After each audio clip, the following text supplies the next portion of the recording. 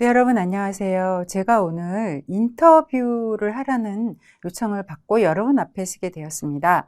우수 강의 교수자 인터뷰 질문이 지금 저한테도 뜨고 있어요. 그리고 여러분 아마 자막에 나오실 텐데요. 자, 어느 학부 교수냐, 그리고 어떤 과목을 제작했느냐라는 질문이에요. 제가 마치 학생이 된 것 같은 그런 느낌인데요. 제가 참 많이 제작을 했습니다. 여러분 알고 계시는 영어학부의 필수 과목. 제가 영어학부 교수이기 때문에 제 이름 알고 계시죠, 여러분? 김희진이고요. 자, 초급 영어 회화, 중급 영어 회화, 초급 실전 영어, 초급 독해와 말하기, 또 시사 영어 이게 있고요.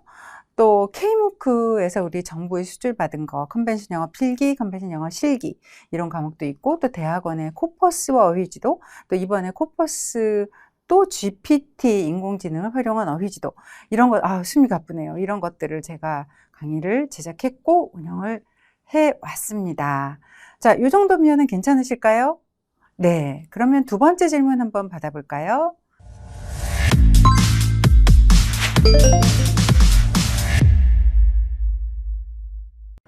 네, 두 번째 질문이 올라오고 있네요. 자, 과목들의 특성에 따라서 교수자 역할이 차이가 있다고 생각하느냐? 저는 이거는 과목의 특성에 따라서 크게 역할이 차이가 있다고는 사실 생각하지 않아요. 교수가 얼마나 최선을 다하고 학생 입장을 이해하느냐라고 생각을 하기 때문에 요거는 3번으로 넘어가겠습니다. 그리고 여러분 요새 추세가 빨리 빨라야 돼요. 제가 이거를 막 15분, 20분을 인터뷰를 하면 여러분이 보다가 지겨울 수 있어요. 저는 간단하게 하겠습니다. 가능한 5분 이내로. 자, 3번 볼까요?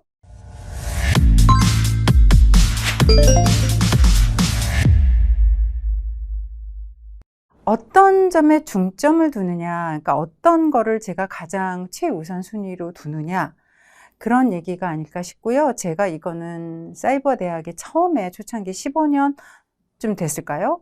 왔을 때부터 고민을 많이 했어요. 처음에는 이제 사이버 대학이 여러분 아실라나 모르겠어요. 그 정부에서 인정하는 학사 과정이 아니었던 시간도 있었어요. 그리고 제가 전임을 오고 나서 바로 1, 2년 있다가 정규적인 학사 과정을 인정을 했죠. 그러고 나서 좀 승승장구를 해서 저희 학교는 계속 발전을 해왔습니다.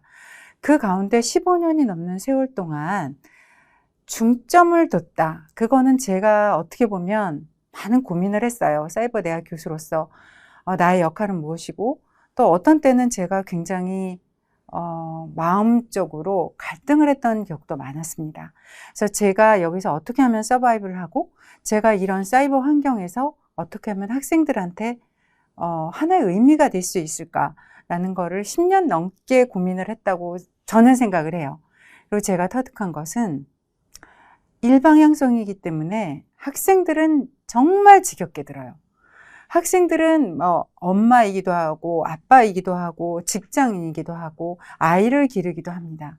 그리고 정말 시간에 짬을 내서 주말에 막 몰아서 듣기도 하고, 또 퇴근 후에 막 너무너무 힘들게 졸린 가운데 하기도 해요.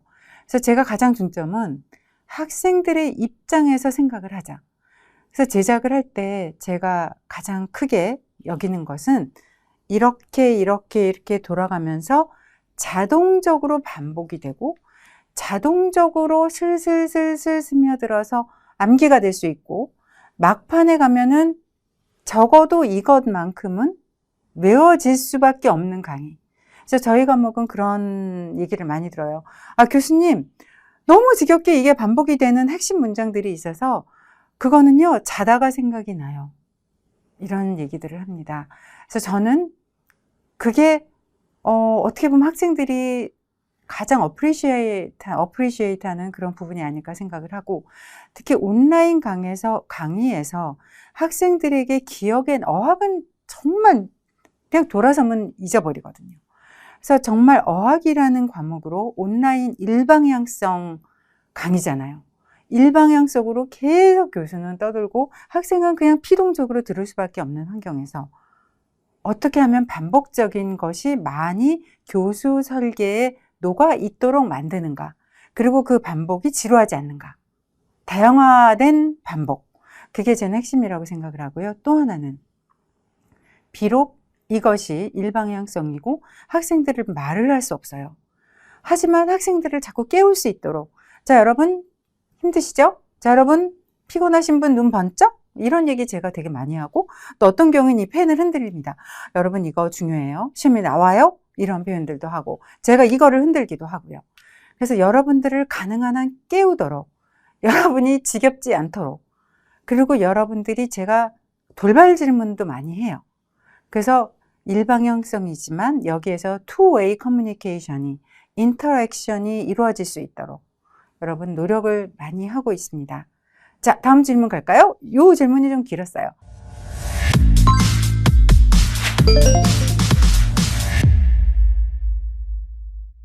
자, 다음은 어려운 점이에요. 어려운 점은요, 저희 학교의 예전 15년 전 뭐 이럴 때는 어려움이 너무 많았어요. LMS도 너무 많이 터지고 학생들도 너무 적응이 안 되는 거예요. 왜냐면 사이버 대학 온라인 강의가 대중화되지 않았을 시기였어요. 근데 요즘은 좀 편견도 없고, 어떻게 보면 온라인 강의에 대해서 팬데믹 이후에는 점점 더 널려져 있고 인정을 많이 합니다. 그거 효과 있더라, 이렇게 얘기를 해요. 오히려 이거 very efficient 하더라, 이런 얘기를 많이 합니다. 자, 그럼에도 불구하고 제가 늘 가지고 있는 어려움은 무엇이냐면, 제가 나름대로는 정말 최선을 다하려고 노력을 하고, 학생들 입장에서 게시판도 가능한 빨리 들어가려고 눈 비비고 들어가고 자기 전에 들어가고 막 하거든요. 그리고 저희 튜터 선생님도 저랑 김은혜 선생님 감사합니다. 15년 이상을 함께 하셨어요. 근데 그 튜터 선생님도 막 하루에 3번씩 들어가시고 정말 열심히 하세요. 감사한데, 어려움은 저희가 컨트롤할 수 없는 외부의 요인이 있다는 게 저를 굉장히 힘들게 해요. 튜터도 되게 힘들게 하고, 사실은 지금 영어학부 과목에서 지금 1등 뭐 이거를 한 과목 때문에 제가 이걸 하고 있는데, 중급 회화예요.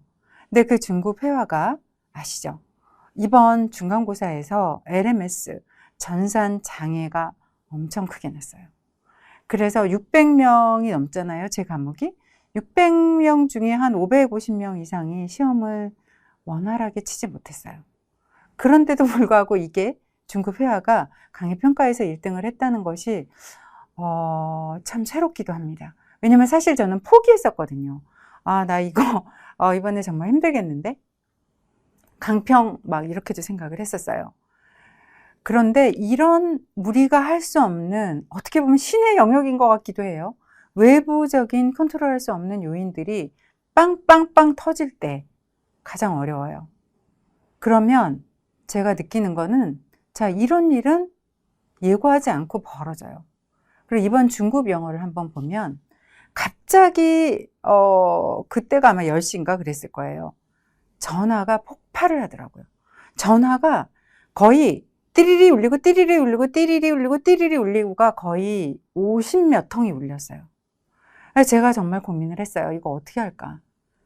그런데 제가 사이버 대학의 교수로서 가장 큰 저의 철학 중에 하나는, 학생의 입장에서 얼마나 이 사람들이 힘들고 어려운 환경에서 공부를 하고, 특히 시험 때는 가장 절실한 시간이에요. 그럼 그 절실함을 우리가 함께 느끼자. 그것이 저와 튜터의 가장 큰 그 철학이기 때문에 그냥 전화를 다 받았어요. 근데 전화를 오래를 할 수 없죠. 왜냐하면 계속 울리니까 50톤 이상이. 딱 한 15초 끊고, 오래 못하니까 15초 끊겠습니다 하고, 걱정하지 마세요. 이게 LMS 전선 장애니까 꼭 공지가 올라갑니다. 이렇게 하고 끊고 하고, 제가 이제 학교로부터 그 지시를 받고 나서는 공지를 올렸죠. 그런데 학생들은 별게 아니지만 제가 그 15초 얘기를 한 거를 가지고 굉장히 마음을 놓는 것 같아요. 왜냐하면 이거 교수님 나만의 문제예요? 아닙니다. 전체의 문제입니다. 이렇게 얘기를 하면 다행입니다, 이러고 사실 끊거든요. 공지 나가니까 기다리세요 하면 감사합니다, 그리고 끊더라고요. 그래서 저희가 학생과 하고 여러분과 우리 튜터 그리고 교수자가 어떤 그 삼각끈을 가지고 같이 달리는, 우리가 시합을 한다면, 우리의 마음이 하나가 된다면, 우리가 목표 지점을 뛰어서 우리가 절대 넘어지지 않을 것이다 이런 생각을 했어요. 그리고 또 그날 저녁에 제가 바로 공지를 올린 거, 또 문자를 보낸 거 기억하실 거예요. 그래서 어떻게 하면 우리가 좋겠느냐, 지금 사태를.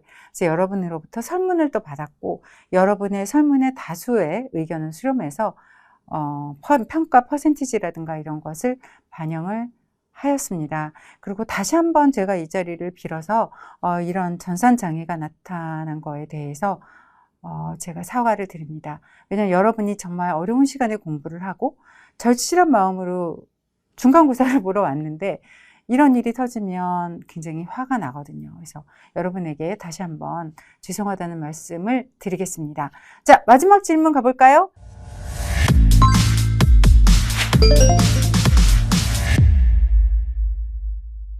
마지막 질문은 뭘까요? 동료 교수들에게 전하고 싶은 이야기가 있다면 무엇입니까? 요즘 지금 저희들이 이제 시니어가 되어가고 많은 이제 30대 교수님들이 들어오시기도 해요. 그리고 가장 젊은 교수님들은 34살, 다른 과긴 하지만 들어오시고 젊은 피가 수혈돼서 굉장히 좋습니다. 근데 저희가 뭐 어떻게 보면 그 젊은 피가 더 잘할 수 있는 확률이 높기 때문에 이런 말을 한다는 것도 꼰대질을 하는 게 아닌가 이런 마음이 들기도 하지만, 제가 뭐 그냥 잠깐 하고 싶은 말이 있다면 이렇게 얘기할 수 있을 것 같아요. 우리는 온라인이고 굉장히 차갑고 학생들은 굉장히 외롭게 공부를 합니다.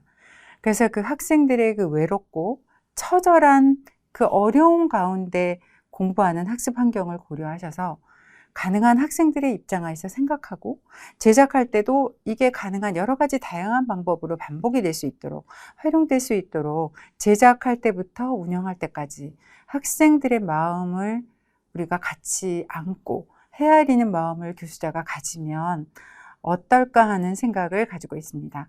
자, 여러분 어떠셨어요? 제가 가능한 빨리 끝내려고 노력을 했는데 모르겠습니다. 보통 15분을 한다고 했는데 제가 몇 분 나왔는지는 모르겠어요. 자, 여러분 지금 방학 때거든요. 방학에는 꼭 재충전하는 시간이고요. 가족들과 행복한 시간 보내시기 바랍니다. 여러분 건강 재충전 꼭 하시고 다음 학기에 즐거운 얼굴로 만나보도록 하겠습니다.